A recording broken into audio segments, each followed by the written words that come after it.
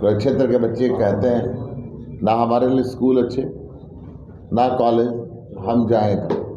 आम आदमी पार्टी के प्रदेश अध्यक्ष एवं लोकसभा प्रत्याशी डॉक्टर सुशील गुप्ता ने सेक्टर 13 कुरुक्षेत्र में प्रेस वार्ता कर प्रदेश के स्कूलों को लेकर हरियाणा सरकार को घेरा। आम आदमी पार्टी के प्रदेश अध्यक्ष एवं कुरुक्षेत्र लोकसभा से इंडिया गठबंधन के प्रत्याशी डॉक्टर सुशील गुप्ता ने आज कुरुक्षेत्र सेक्टर 13 में प्रेस वार्ता कर हरियाणा प्रदेश में स्कूलों पर हरियाणा सरकार को घेरते हुए कहा कि उच्च न्यायालय की फटकार के बाद भी व्यवस्था स्कूलों की नहीं सुधरी है। उन्होंने कहा कि हरियाणा सरकार शिक्षा देने के नाम पर विफल साबित हुई है। सैकड़ों स्कूल बंद होने से बच्चों का भविष्य अंधकार हो गया है।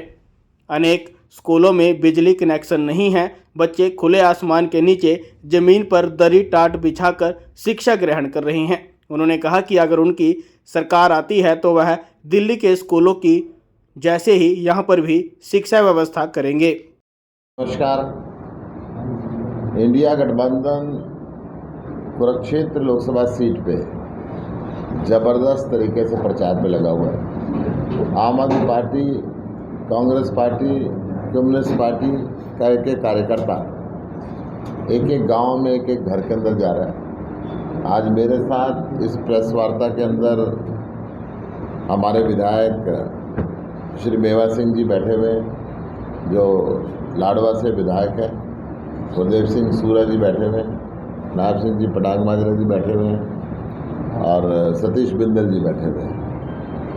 पूरे एक तरफ जहाँ गांव-गांव हम जा रहे हैं, वहीं पे जो भारतीय जनता पार्टी के उम्मीदवार हैं, टिकट मिलने के बाद भी अभी अमेरिका घूम रहे हैं। क्षेत्र के अंदर नदारत है। लोगों में, भारतीय जनता पार्टी के लोगों में नेगेटिविटी बहुत है कि जो आरोप प्रधानमंत्री जी ने उनके ऊपर लगाए थे, उसका काउंटर कैसे कर पाएंगे। कोयला चोर जो उनको बताया गया था, अब कोहिनूर कैसे बनाएंगे। चोर जो बताया गया तो सिपाही कैसे बनाएंगे। परंतु आज का मेरा विषय एक बहुत महत्वपूर्ण विषय है।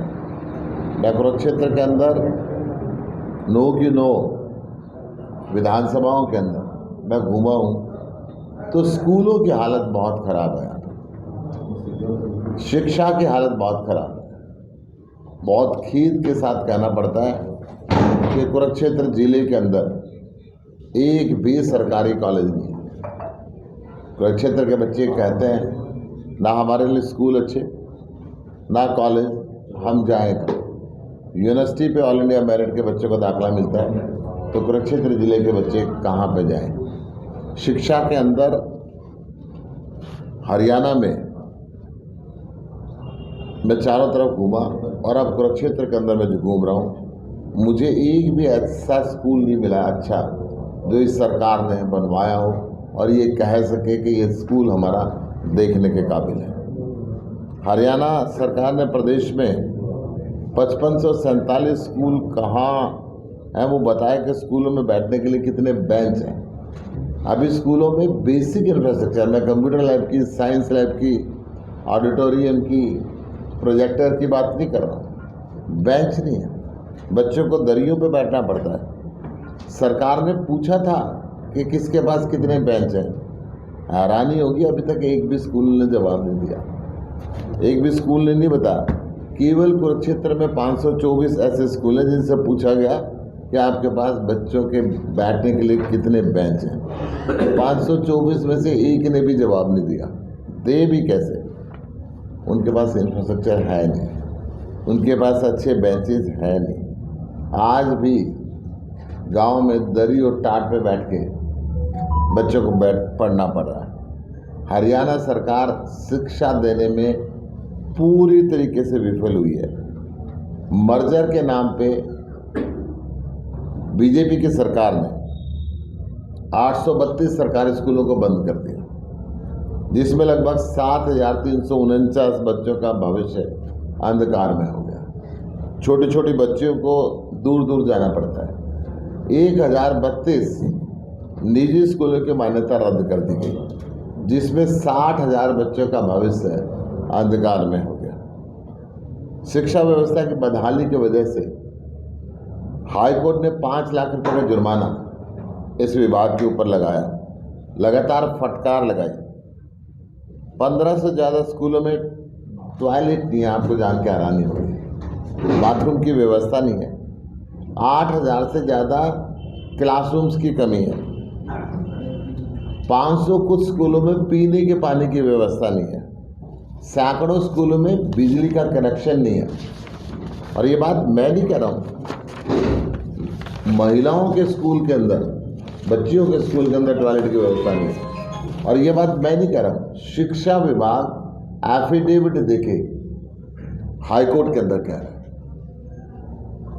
स्कूल की दीवार गिरने से 12 साल के बच्चे की मृत्यु हो गई, वो भी इनके संस्कृति स्कूल में, जिसको ये अल्ट्रा मॉडर्न अपना स्कूल बताते हैं। 4 क्लासों पे ऐसे स्कूल हैं जहाँ पे 4 क्लासों पे 1 टीचर उपलब्ध है। ये शिक्षा का बुरा हाल है। जमीन पर पेड़ के नीचे बैठ के पढ़ने के लिए बच्चे मजबूर हैं। ये स्थिति हरियाणा में छोटी छोटी बच्चियों को 3-3, 4-4 किलोमीटर दूर जाना पड़ता है पढ़ाई के लिए। CAG की रिपोर्ट के अनुसार बच्चों की किताबों में सैकड़ों करोड़ रुपए का घोटाला हरियाणा के अंदर हुआ। ये CAG की रिपोर्ट है, मोदी सरकार की रिपोर्ट है, ये मेरा कहना नहीं है। 71,000 से ज़्यादा पद केवल शिक्षकों के खाली हैं। अगर शिक्षक नहीं मिलेंगे तो बच्चे पढ़ेंगे कैसे? 70-80 साल पुरानी इमारतों में बैठकर बच्चे पढ़ने के लिए मजबूर हैं। इंफ्रास्ट्रक्चर का इतना बुरा हाल है। मैं कुरुक्षेत्र की जनता से कहना चाहूँगा, आपके सांसद ने आपके बच्चों के लिए कुछ नहीं किया, ना नायब सिंह जी ने किया, ना नवीन जिंदल जी ने किया। स्कूलों की तरफ इनका बिल्कुल ध्यान नहीं किया। एक भी सरकारी स्कूल ये नहीं कह सकते कि हमने स्कूल अच्छा कर दिया। एक भी सरकारी स्कूल अच्छा नहीं किया। आम आदमी पार्टी को और मुझे शिक्षा की बहुत चिंता रहती है, बच्चों की बहुत चिंता रहती है। मैं चाहता हूँ कुरुक्षेत्र के अंदर भी दिल्ली की तर्ज पे सरकारी स्कूल बने। दिल्ली की तर्ज पे अल्ट्रा मॉडर्न स्कूलों के माध्यम से बच्चों को शिक्षा मिले। बच्चों की नींव मजबूत हो तो बच्चों को अच्छे कॉलेज में दाखिला मिलता है। अच्छे कॉलेज में दाखिला मिलता है तो उसका भविष्य सुनहरा बनता है। हम चाहते हैं कि हरियाणा के एक एक बच्चे का भविष्य सुनहरा बने, कुरुक्षेत्र के एक एक बच्चे का भविष्य सुनहरा बने। मैंने जीवन भर शिक्षा और स्वास्थ्य के लिए काम किया है। मैं चाहता हूँ कि कुरुक्षेत्र के अंदर भी शिक्षा और स्वास्थ्य बेहतरीन तरीके से चले। मैं आपको ये बता देना चाहता हूँ, देश के अंदर इकलौती सरकार आम आदमी पार्टी की सरकार है, दिल्ली की सरकार है, जो शिक्षा पे 28% बजट खर्चती है। और हरियाणा सरकार की एक बदहाल व्यवस्था की पोजीशन में आपको बताना चाहता हूँ। हरियाणा सरकार ने एक चिराग योजना लागू की। चिराग योजना में जो बच्चा सरकारी स्कूल से प्राइवेट स्कूल के अंदर जाएगा, उस बच्चे के 1100 रुपये से लेके 9वीं से 12वीं तक चिराग योजना में 1100 रुपये प्राइवेट स्कूल को सरकार दे, यानी कि प्राइवेट स्कूलों को बढ़ावा देना चाहते हैं। और वहीं पे इन्होंने जो अपने स्कूल ऑफ एक्सीलेंस बनाए हैं, सरकारी स्कूल, उसमें अगर बच्चा पढ़ने के लिए जाएगा तो उस बच्चे को 500 रुपये महीना सरकार को देना पड़ेगा। ये मैं बात एक सरकारी स्कूल का मैं आपको बिल भेजता हूँ। यह है गवर्नमेंट मॉडल संस्कृति senior secondary school sector 20 Panchkula का। इसमें एडमिशन के टाइम पे 1,000 रुपये 6ठी से 12वीं तक के लिए और 500 रुपये प्रति महीना फीस ये सरकारी स्कूल के अंदर लगती है। ये सरकारी स्कूल का फ़ी बिल है, यानी कि सरकारी स्कूल में अगर बच्चा पढ़ेगा तो उसको 500 रुपये महीना देने पड़ेंगे, और प्राइवेट स्कूल में वो निकल के जाएगा तो सरकार उसके पैसे देगी। ऐसा हिंदुस्तान में और कहीं नहीं हुआ जो हरियाणा के अंदर हुआ। मैं ये कहना चाहता हूँ, आज हरियाणा के अंदर 134A के तहत बच्चे नर्सरी पहली क्लास से लेकर 12वीं क्लास तक मुफ्त शिक्षा का प्रावधान था, जो पुरानी सरकारों के समय से चलता आ रहा था, कांग्रेस के समय से चलता आ रहा था। परंतु उस प्रावधान को इन्होंने ना तो प्राइवेट स्कूलों को उस प्रावधान के तहत जो 200-300 रुपये फीस बनती थी वो फीस सालों से दी और उस योजना को बंद कर दिया। अब बच्चों का भविष्य अधर के अंदर लटक गया, क्योंकि जो बच्चा 12वीं क्लास तक शिक्षा ग्रहण करता था अब उसको 8वीं के बाद ये सुविधा नहीं मिलेगी। RTE 2009 के अंदर एक्ट आया, हरियाणा सरकार ने पिछले साल लागू किया और इन्होंने कहा कि हम 1700 रुपये देंगे, परंतु आज तक एक भी रुपया RTE के तहत, राइट टू एजुकेशन एक्ट के तहत, शिक्षा के संवैधानिक अधिकार के तहत एक भी बच्चे का एक भी रुपया किसी प्राइवेट स्कूल को नहीं दिया गया। मैं ये बात ओथ के तहत भी कह सकता हूँ। क्या इन बच्चों के भविष्य के साथ खिलवाड़ करना हरियाणा सरकार की एक आदत बन गई है? और जब ये पैसे नहीं देते तो बहुत ही हीन भावना के साथ बच्चा प्राइवेट स्कूल के अंदर जाता है कि सरकार पैसे देगी नहीं देगी। सरकार टू एजुकेशन एक्ट लागू है और दिल्ली सरकार 2225 रुपये प्रति महीना प्रति बच्चे का प्राइवेट स्कूलों को देती है और इसके अलावा यूनिफॉर्म के, किताबों के पैसे अलग से देती है हर बच्चे के। हर बच्चा कॉलर ऊंचा करके पढ़ता है कि हम सरकार की तरफ से हैं, अरविंद केजरीवाल के भेजे हुए हैं। कोई स्कूल एहसान नहीं कर रहा, कोई मुफ्त में नहीं पढ़ा रहा, सरकार उसके पैसे दे रही है। मैं आपको वो ऑर्डर भी दिल्ली सरकार का दिखाना चाहूँगा जिसके तहत हम ये पैसे बच्चों को देते हैं। हम ये चाहते हैं कि हरियाणा के अंदर भी ये व्यवस्था बने। इसके अलावा जो दिल्ली सरकार है SC ST और OBC के बच्चों को अलग से बेनिफिट देती है।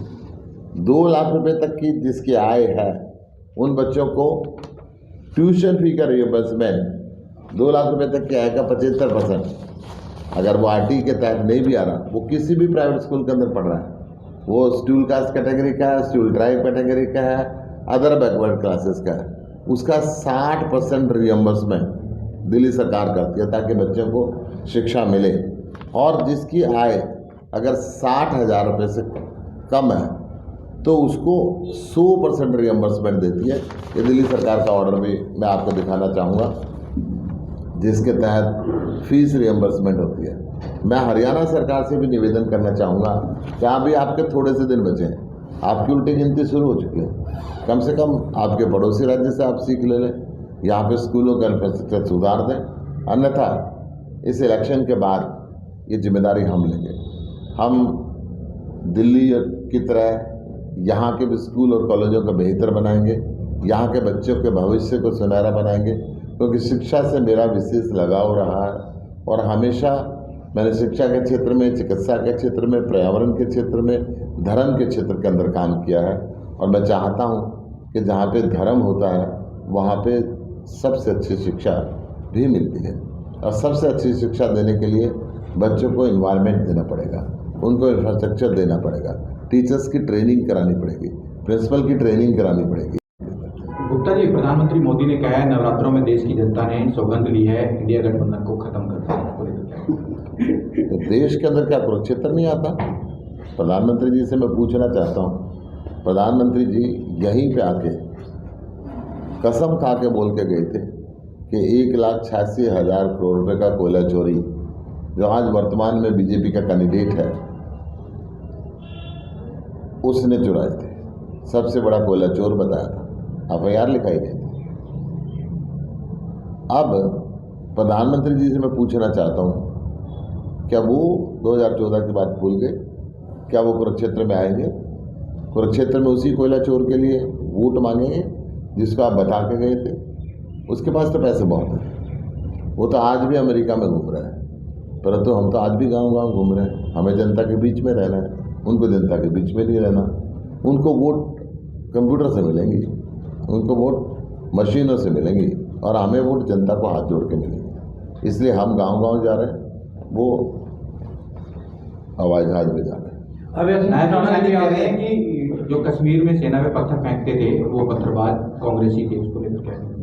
मुझे बहुत खेद के साथ कहना पड़ता है कि भारतीय जनता पार्टी से बड़ा ड्रामेबाज मैंने आज तक देखा नहीं। जिस व्यक्ति के सिर पे पगड़ी है और दाढ़ी है, उस किसान को ये आसानी से आतंकवादी और खालिस्तानी कह देते हैं। जिसके सिर पे खंडका है उसको उपद्रवी कह देते हैं, और जैसे दूसरे नौजवान हैं उनको आंदोलन भी कह देते हैं। मैं पूछना चाहता हूँ, 1.5 साल का लंबा आंदोलन चला, 750 किसानों ने शहादत दी, जिनको आप ये संज्ञान दे रहे हो।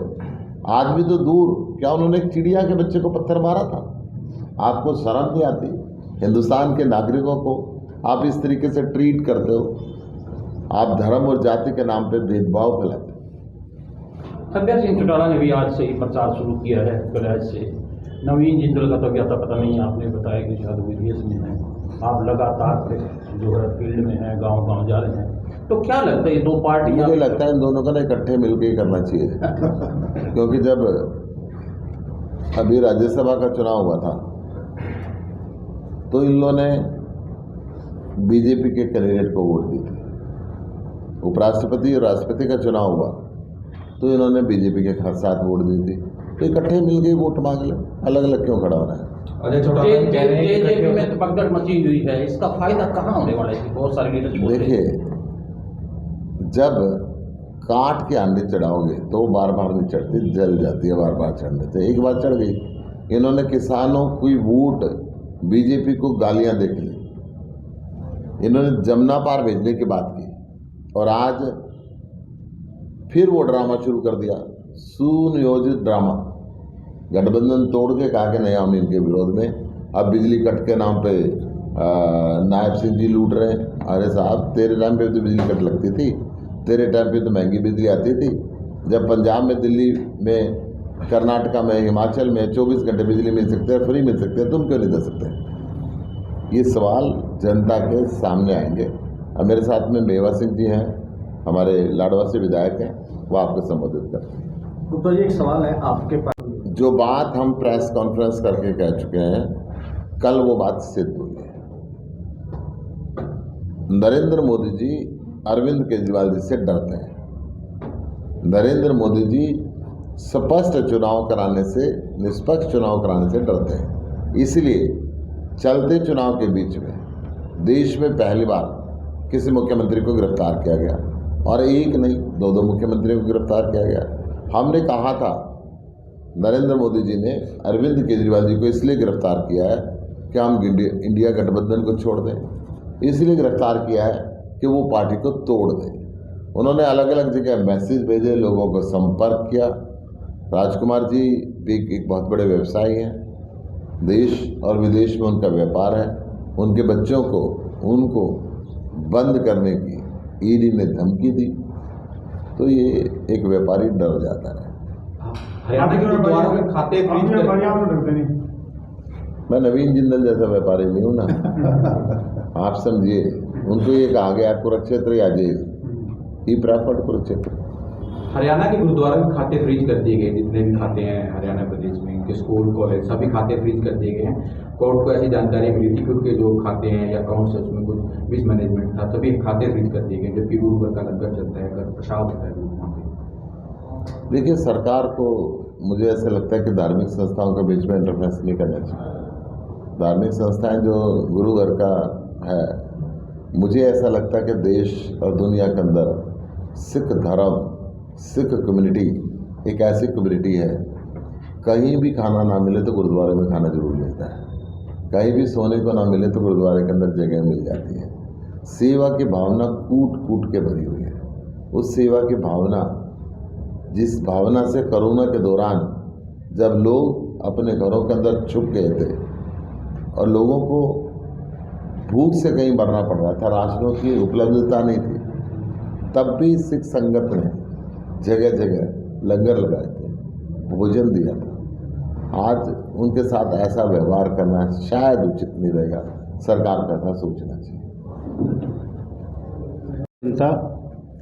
भारतीय जनता पार्टी के शासन में महंगाई से, भ्रष्टाचार से, बेरोजगारी से पूरी तरह से तंग और परेशान है, और चुनाव में इंडिया गठबंधन की एक तरफी लहर चल चुकी है, चाहे वो प्रदेश की 10 की 10 सीटें, चाहे पूरे देश में इंडिया गठबंधन की सरकार बनने जा रही है। और उस लहर को देख के प्रधानमंत्री जी बौखला गए हैं, इसीलिए वो अनाप शनाप बयानबाजी कर रहे हैं। एक तरफ तो प्रधानमंत्री अपने हर भाषण में विपक्ष के नेताओं को भ्रष्टाचारी बताकर कार्रवाई करने की बात करते हैं, दूसरी तरफ देश के जितने भ्रष्टाचारी बताकर ईडी की रेड करी उनके लिए भाजपा भ्रष्टाचारियों का अड्डा बन चुकी है। उन सब नेताओं को डरा के धमका के भारतीय जनता पार्टी में ज्वाइन करा के किसी को प्रदेश का मुख्यमंत्री बनाया, किसी को चुनाव लड़वा रहे हैं। ये दोगली नीति देश और प्रदेश की जनता समझ चुकी है। आज चाहे गाँव में खेत में बैठा किसान है, चाहे मजदूर है, इस दोगली नीति को समझ चुका है। और 36 बरादरी के लोग आज इंडिया गठबंधन के उम्मीदवार को मत देने का मन बना चुके हैं और पूरे प्रदेश और देश में इंडिया गठबंधन की लहर है। आने वाले चुनाव में देश में और प्रदेश में इंडिया गठबंधन की सरकारें बनने जा रही हैं और इस देश की जनता ने मन बना लिया। इसलिए प्रधानमंत्री बौखलाहट में कभी वो नवरात्रों की बात करते हैं, कभी वो मंदिरों की बात करते हैं, कभी वो जात पात की बात करते हैं। वो 400 पार का जो उन्होंने नारा दिया उसकी हवा निकल चुकी है। आज भारतीय जनता पार्टी 150 से नीचे आके खड़ी है। मेवा सिंह जी, लाडवा के एक बीजेपी नेता हैं संदीप गर्ग, जो हाल ही में ज्वाइन हुए थे, वॉशिंग मशीन में से पैसा मिला है, ईडी की रेड हुई उनके यहाँ भी, क्या कहेंगे? प्रधानमंत्री जी ने भी वॉशिंग मशीन का जिक्र किया, लेकिन प्रधानमंत्री ये तो पूछे वो नेता किस पार्टी का है, वर्कर किस पार्टी का है। और उसके बाद तो ईडी का जो प्रेस नोट आया वो नहीं आपने देखा क्या? जी, ईडी ने जो प्रेस नोट जारी किया है 1800 करोड़ रुपया हवाला के माध्यम से सिंगापुर में भेज चुके हैं। और जो मशीन में 2 करोड़ 54 लाख रुपए मिला वो तो आपने नोट में देखे हुए है। ईडी के प्रेस नोट में ये बात आई है कि शिप कंपनियों से मिलके हवाला के थ्रू 1800 करोड़ रुपया सिंगापुर में भेज चुके हैं और वो कार्रवाई इन्वेस्टिगेशन अभी चालू है। इसका रिजल्ट आने वाले टाइम में क्या आएगा देखते हैं। मुख्यमंत्री नायब सिंह सैनी ने कहा है जम्मू कश्मीर में जो पत्थरबाज थे, सेना में पत्थर फेंकते थे, वो कांग्रेसी थे, उसको लेकर क्या कहेंगे आप? कांग्रेस के विधायक, देखिए ये बौखलाहट है भारतीय जनता पार्टी के नेताओं की, चाहे वो नायब सैनी है, चाहे वो प्रधानमंत्री है।